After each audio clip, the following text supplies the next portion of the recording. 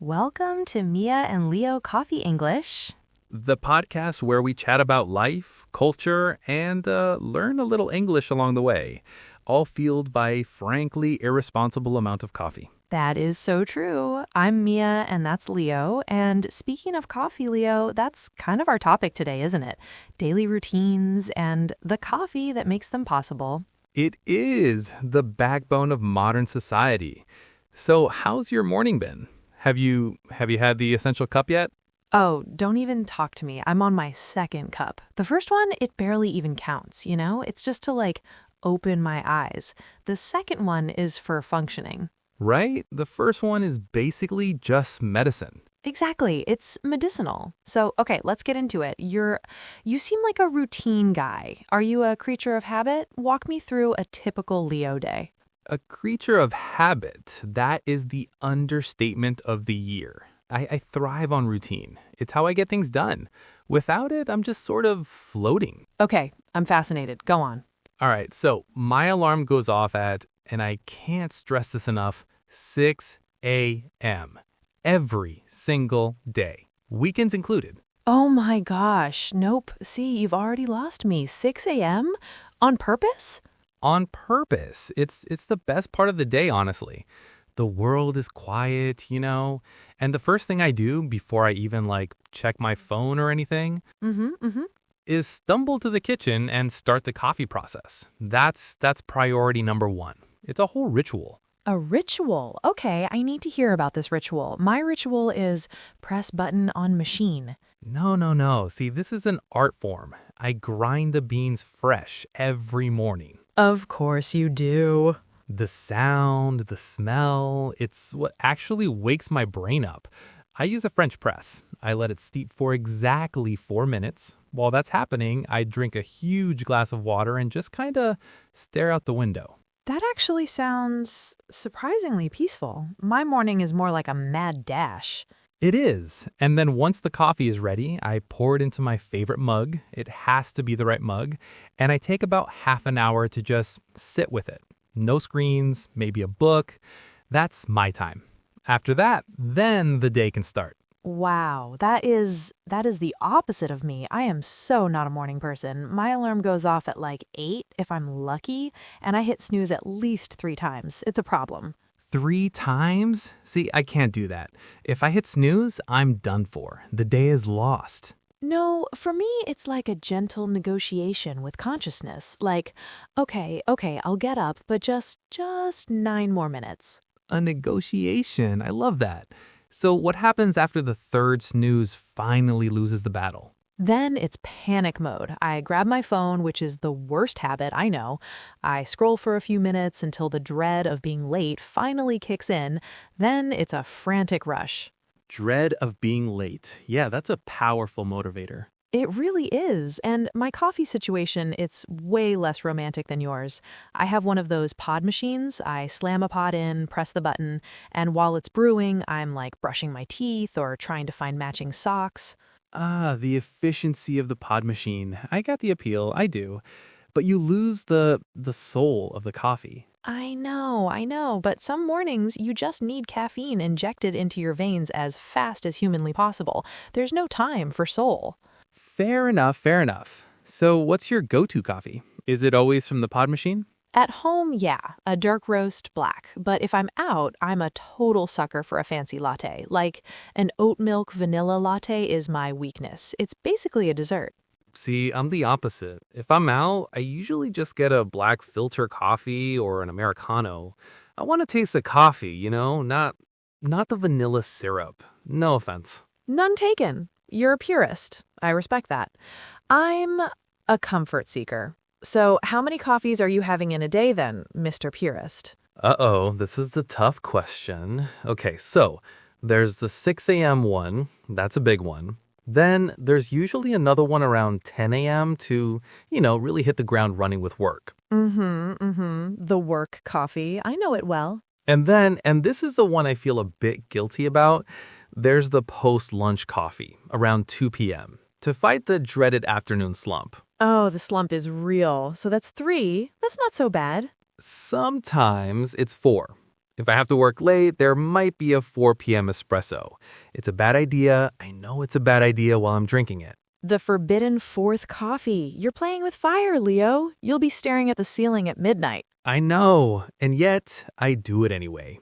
What about you? How many pods do you get through? I try to stick to two, the two in the morning. If I have a third one, I get all jittery and my thoughts start racing. It's not a good look for me. I become too powerful. Jittery, yes, I know that feeling. Like you could read a whole book in 10 minutes, but you can't actually focus on a single sentence. Exactly. It's fake productivity.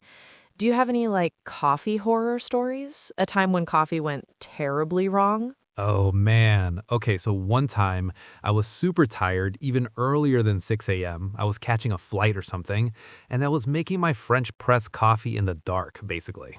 Uh-oh. I feel like I know where this is going. And the sugar and the salt were in identical jars next to each other? No, you didn't. I put 2 massive spoonfuls of salt into my coffee, and I was so out of it, I took a huge gulp before I realized.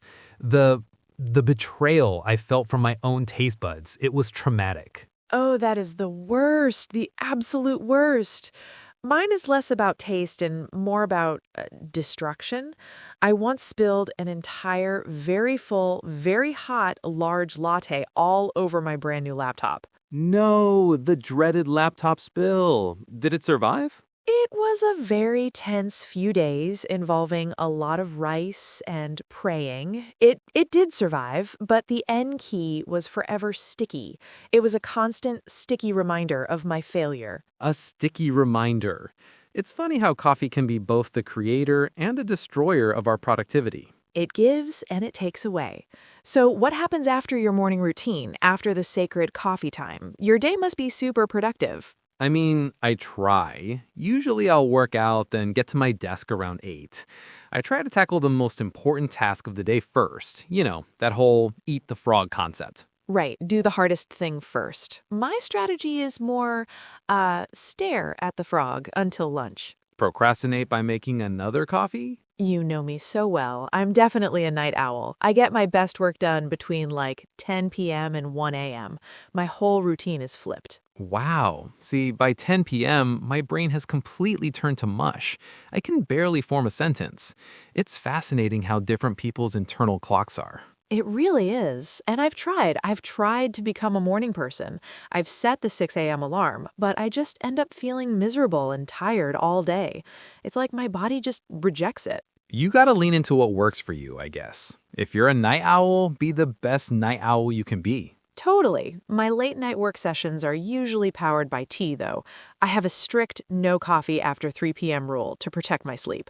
A rule I should probably adopt, but probably won't. So, I guess we've learned that you are a meticulous early bird coffee connoisseur. And you are a chaotic but effective night owl coffee pragmatist. I'll take it. Pragmatist sounds better than lazy, but hey, we both got the job done, right? Eventually, with the help of our caffeinated beverages of choice. Well, I think that's about all the time we have for today. It's been fun dissecting our daily habits. I feel like I know you a little too well now, Mr. 6 a.m. Speaking of which, are you a work from a coffee shop person, or is your home setup too sacred to leave? Likewise, we'd love to hear from our listeners. Are you a Mia or a Leo? A morning person or a night owl? What's your coffee ritual? Let us know below in the comment. Oh, that's a great question. I am 100% a home setup person. I need my specific chair, my monitors at the exact right height, and absolute silence. The thought of trying to work with chatter and clattering dishes around me gives me anxiety. Yes, please do. And don't forget to subscribe so you don't miss our next episode. See, I'm the total opposite. I love the buzz of a coffee shop. The background noise helps me focus, weirdly enough. If I'm at home, I get distracted by oh, I should do the laundry, or I wonder what's in the fridge. The coffee shop is a dedicated work zone for me. Okay, Leah, let's explain to our listeners what they can find in this conversation. Absolutely, Mia. I've been looking forward to diving right into the lesson. All right, everyone. Now let me break down some of the key phrases and vocabulary we use in our conversation, just to help you catch all the meaning and maybe add some new expressions to your English toolkit. Ready? Here we go.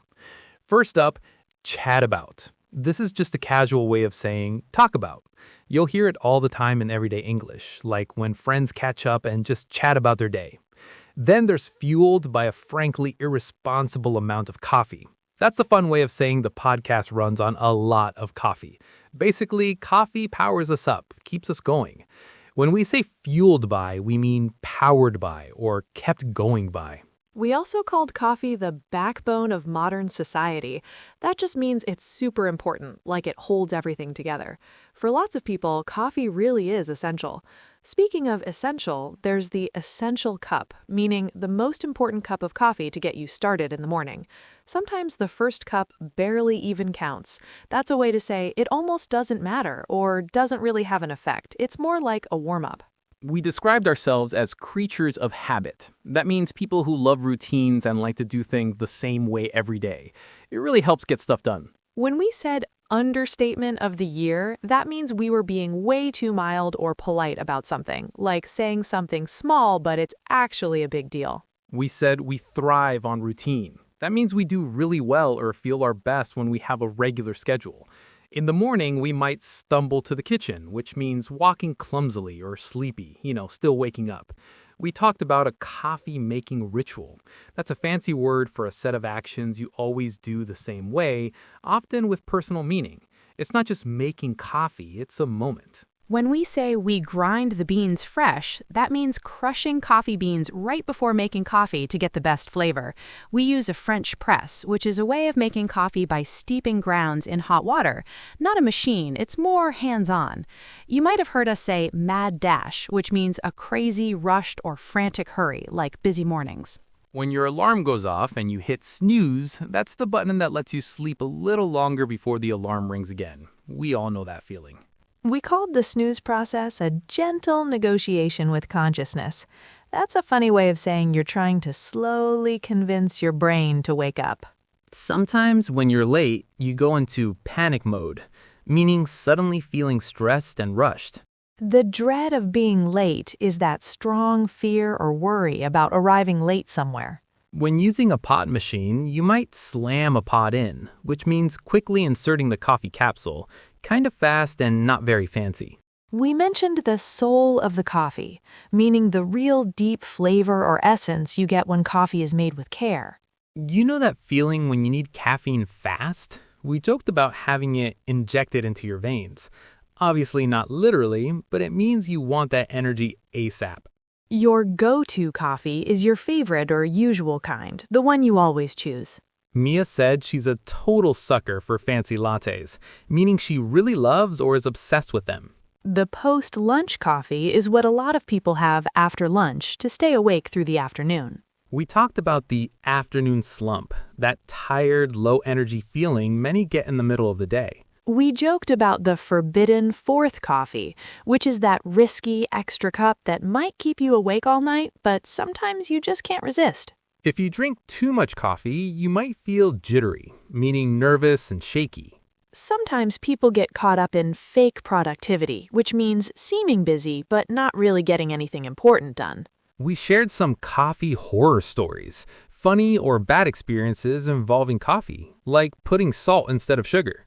A sticky reminder is something that keeps reminding you of a mistake, like when a laptop has a sticky key from spilled coffee.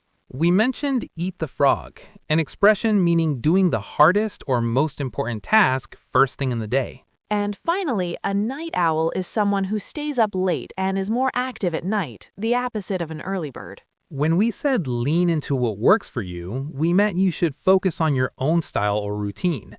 Don't force yourself to be something you're not. And the pragmatist is a practical person, someone who cares about what works in real life, not just theories. Bye, everyone. That's all from Mia and Leo for today. We'll see you in the next episode of Mia and Leo's Coffee English. And don't forget, write to us and tell us what you'd like us to talk about in the next podcast. Until then, keep practicing your English. And keep the coffee flowing. See you next time.